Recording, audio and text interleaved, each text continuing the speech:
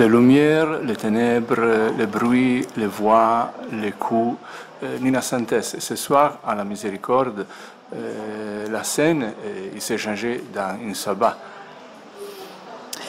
La scène s'est changée, oui, on pourrait voir ça comme un sabbat, d'autant que on a puisé une inspiration dans une recherche autour de l'histoire de la sorcière, bien que peut-être que c'est un sabbat moderne, ou qu'est-ce que serait notre propre sabbat à nous, et surtout, c'est essayer de reconvoquer une forme de magie à l'intérieur du théâtre. Pour moi, la sorcière, c'est plus une énergie à convoquer. Juste, ce soir, beaucoup d'énergie, je crois, sur scène. Oui, en effet. Je crois que... Enfin, en tout cas, j'ai construit cette pièce, la dramaturgie de cette pièce est construite sur un mouvement lié à une montée d'énergie ou une montée en puissance, on va dire.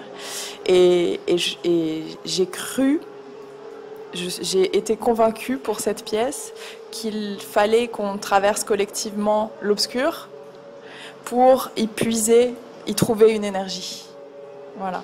Donc effectivement, la pièce est construite comme une plongée dans l'obscurité, et depuis cette obscurité, quelque chose surgit à travers nos corps, mais aussi jaillit et se partage dans l'espace et traverse, enfin veut traverser les corps des spectateurs aussi. Et sur la scène, vous et nous, les performers et les spectateurs, ensemble. Oui, c'était quelque chose d'important pour moi pour cette pièce.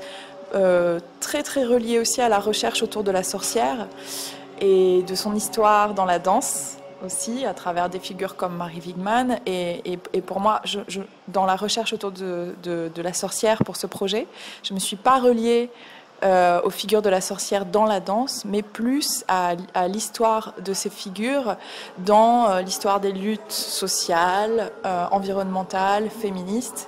Et ça m'a beaucoup touchée de participer à des rituels magico-politiques aujourd'hui, et beaucoup sur la côte ouest des États-Unis et aussi en Europe, et de découvrir les mouvements écoféministes. Et donc c'est en étant baignée à l'intérieur de ces actions, dans la rue, avec ces femmes qui utilisaient leur corps et leur voix pour lutter, que j'ai décidé que cette pièce ne pourrait pas se regarder de l'extérieur, mais devait impérativement se vivre comme une expérience à traverser, une expérience immersive, à l'intérieur de laquelle on choisit sa place.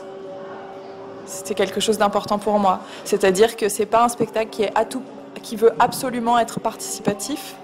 C'est un spectacle qui propose un espace à partager et qui s'appuie autant sur les choix des gens que sur une écriture chorégraphique que moi j'ai choisie. Et en fait, l'écriture chorégraphique de cette pièce, elle essaye d'être inclusive au sens de inclure les comportements multiples des gens, les résistances comme l'engagement. Voilà.